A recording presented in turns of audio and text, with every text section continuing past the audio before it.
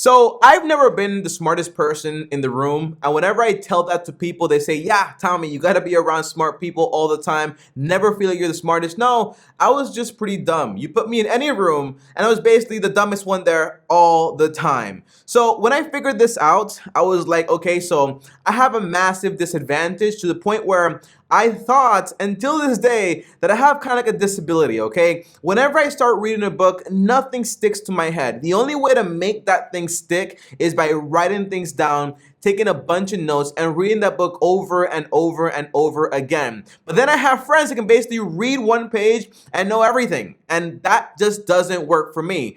But then something happened. I decided whether it took me longer or shorter, it doesn't matter, I'm gonna read. So about 200 books later, I can tell you from my experience that sometimes it's better to read one book 25 times than it is to read, for example, 200 different types of books. So in this video right here, I'm gonna give you 8 types of books that you basically want to read to get smarter and wiser a lot faster. And along with these types, I'm also gonna tell you my favorite recommendations for these types, okay? Meaning, I'll give you a type, I'll tell you my favorites, and these favorite books are gonna be beginner books. I'm not gonna tell you, hey, if you wanna understand how money works, go read The Wealth of Nations, okay, by Adam Smith, which is a book that's like this thick. The answer is no. It's gonna be simple books to get you started and reinforce ideas. You don't have to have complex ideas to get the understanding of the basics, okay? Because most things, they're very simple and they're not that complicated. Now, as always, guys, smash the like button on top of also subscribe,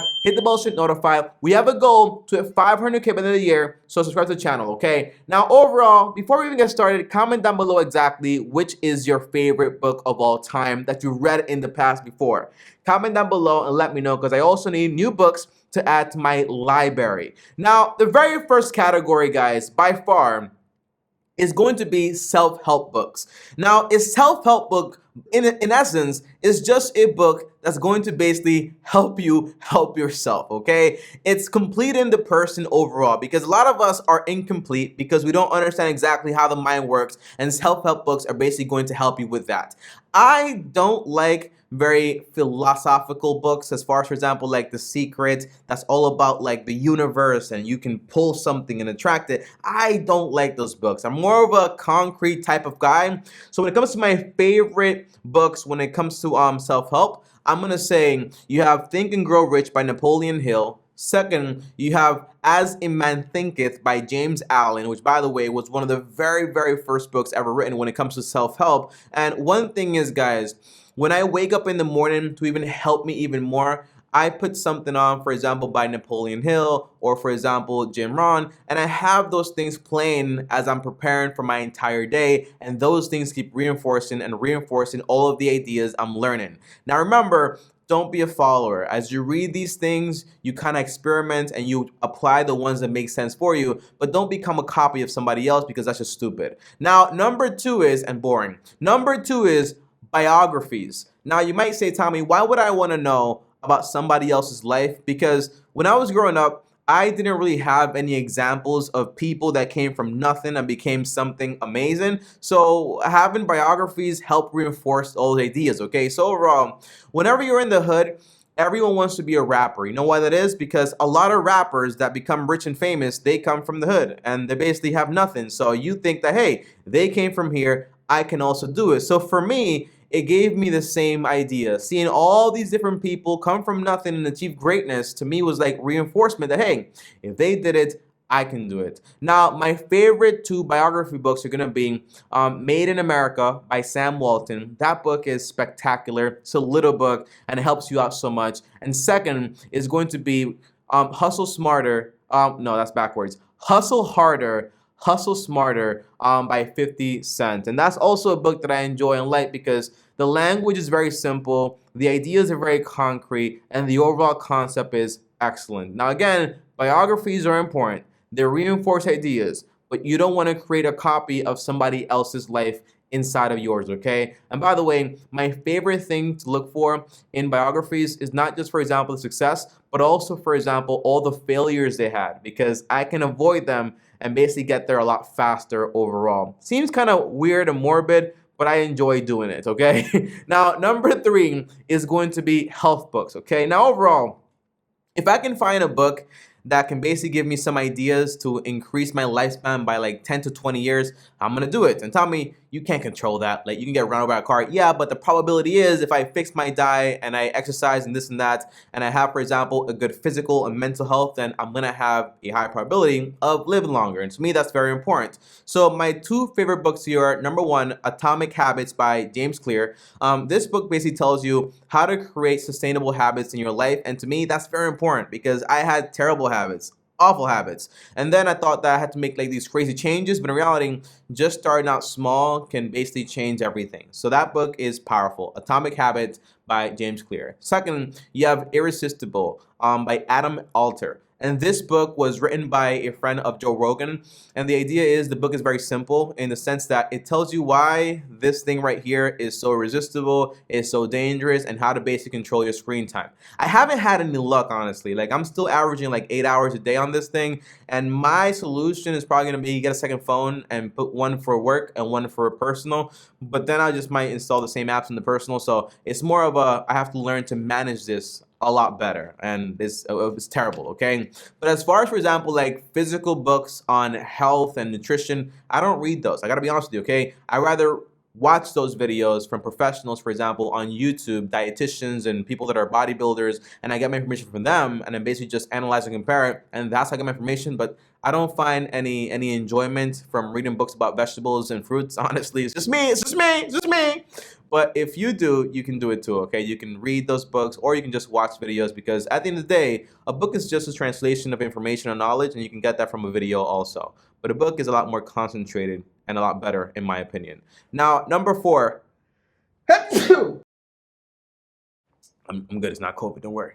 All right. Now, number 4 is history, the good and the bad. Now, I used to think that basically you want to go ahead and read positive, good information, reinforce. And that sounds very good and ugly and stuff like that. But in reality, the world doesn't work like that. So it's very important you understand the good stuff that's happened in the past and also the bad things that's happened in the past. Because if you're all positive, when the bad times come, and they shall come, you shall be unprepared, okay? And you will be mentally weak to basically handle it. So it's very important you understand history as a whole to get a better assessment. Now, my mentors' favorite book when it comes to history is called The Lessons of History by Will Durant. It's a little book, like less than 130 pages. It's not that long. I haven't read it because my history books, honestly, I'm being real with you guys, okay? I like reading history books about financial failures, like Secure Analysis by Benjamin Graham and David Dodd, the 6th edition. And that book just tells you all about all the bad things that happened in the markets before, and it prepares me for when they happen to be like, this has happened in the past. It's not that much of a big deal.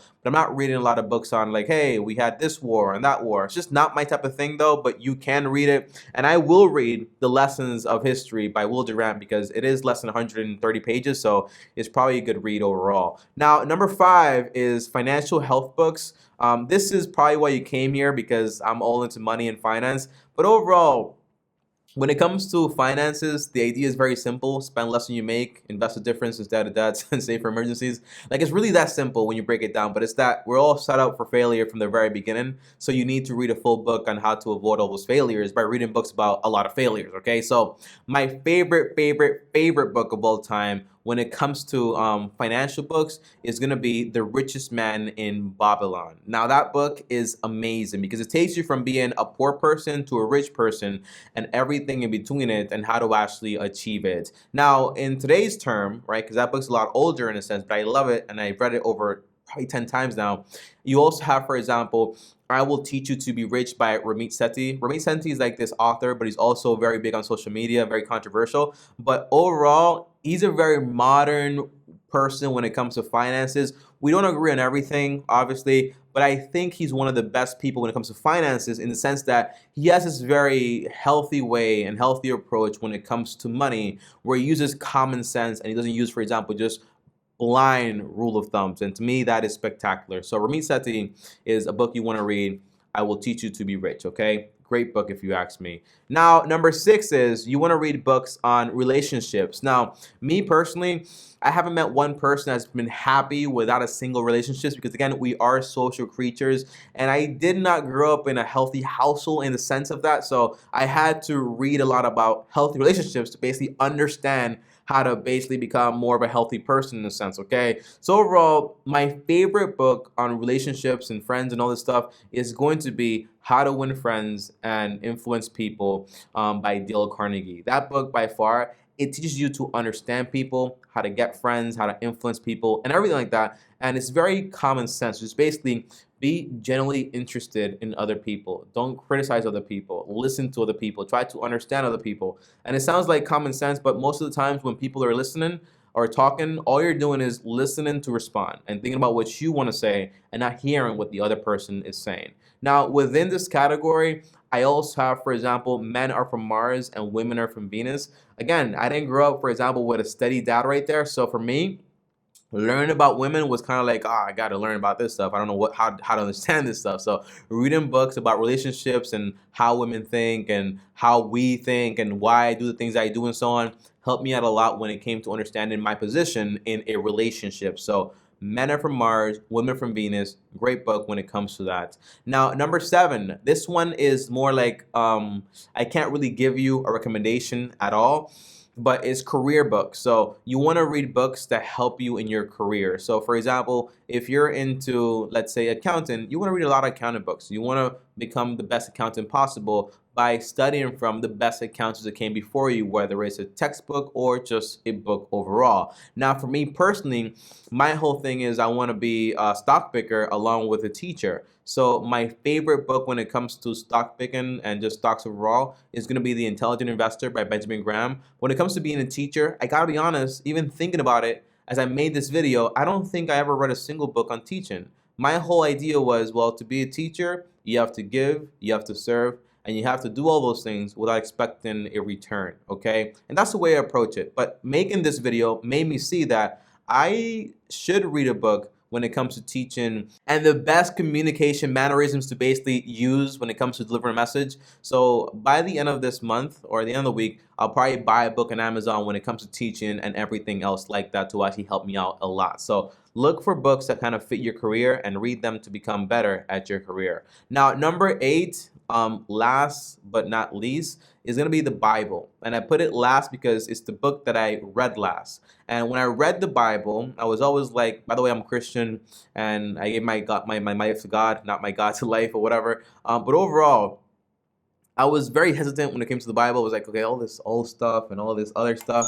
But then when I became open to actually reading the Bible and trying to understand it, I realized that over 200 books and all that information was literally within the pages of the Bible. So my favorite books within the Bible, which by the way, the Bible is just like a bunch of books, are Proverbs. And when you read Proverbs, kind of like you know exactly what to do, what to avoid when it comes to this game of life. And also second, I can never really pronounce this one, but it's basically Ecclesiastes or Ecclesiastes. Told you I can't pronounce it, okay? But I'm gonna put it right here so you can find it. It's Ecclesiastes. It's basically a book in the Bible that you have like this poem, and it kind of delivers this idea of like, okay, when you work so hard, what's the point if it's all gonna end? Somebody else can enjoy it. And it gives you an answer to all those questions that we all have in the back of our minds. So again, the Bible by far changed my life. It changed everything. But more than anything, it's such a concrete book when it comes to principles in life that never ever die in a sense. Now, if you're asking me, Tommy, what are your top 3 books of all time? Well, first, you have the Bible. Second,